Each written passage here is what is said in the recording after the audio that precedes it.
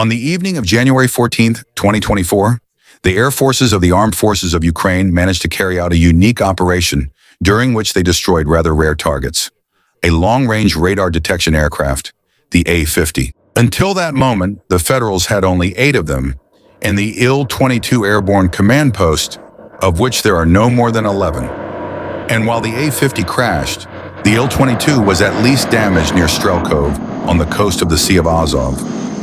At that time, there was information that the crew of the Il-22 requested an emergency landing at the airfield in Anapa, and also called for an ambulance and firefighters. As the published photos show, as a result of the strike, the plane was irreversibly lost, even despite the landing, although before that, it was considered almost an invulnerable target. The cost of Il-22 aircraft is about $30 million each. According to the Military Balance 2022 handbook, at the beginning of the large-scale war with Ukraine, Russia had 12 Il-22M aircraft and 10 Il-22 of the older modification.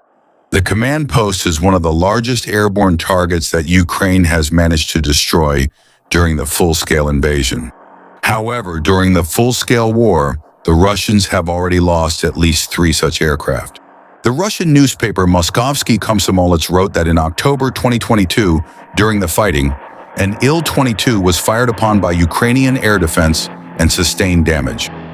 The aircraft was able to return to base, but nothing is known about its further fate.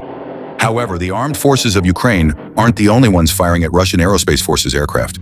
In June 2023, during Prigozhin's mutiny, the mercenaries destroyed quite a few Russian aircraft. Among the targets hit was also an Il-22M. In one photograph of the wreckage of the downed plane on the ground, a relatively intact fragment of the fin can be seen. The number on it, 75,917, belongs to the Il-22M11 aircraft.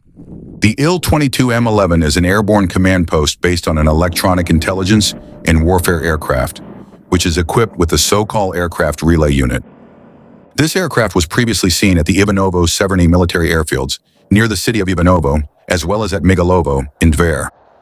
The 2,457th Combat Employment Base for Airborne Early Warning Aircraft is located at the airfield in Ivanovo, and this aircraft could have belonged there, since it was easier to service the electronic equipment of such an aircraft there. The aircraft that was destroyed by the Wagner Group had a very complicated history. At first, the King of Afghanistan flew on it, and after his overthrow, the President of the Republic did. Later, the airliner returned to the USSR and was converted into a command post. Until 2009, 2 such planes served the President of Russia and were part of the Russian Special Aviation Squadron.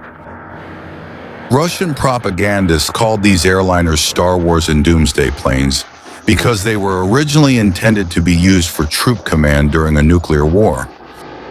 Russia tried to catch up with the Americans in the US, where the very concept of airborne command posts is quite developed. The Soviet Union and Russia fell far behind in this area. The history of the Il-22 began back in the USSR in the 1970s. To implement the idea of an airborne command post, several aircraft were considered, including the An-10 and 12 and Il-18. All of them could stay in the air for a long time, but in the end, they chose the civilian airliner Il-18. Other military aircraft were also developed based on this aircraft, such as the anti-submarine Il-38 and the reconnaissance Il-20.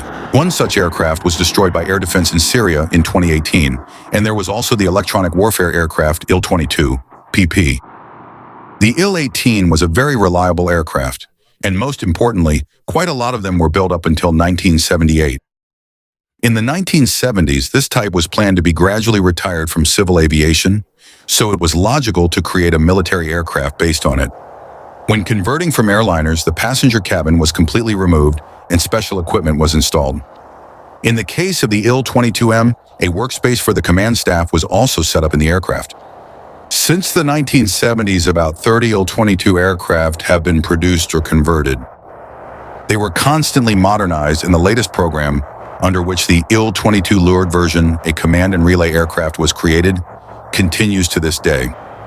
Returning to the Il-22M itself, it should be noted that this aircraft was often referred to by the abbreviation VZPU, which stands for Airborne Protected Command Post.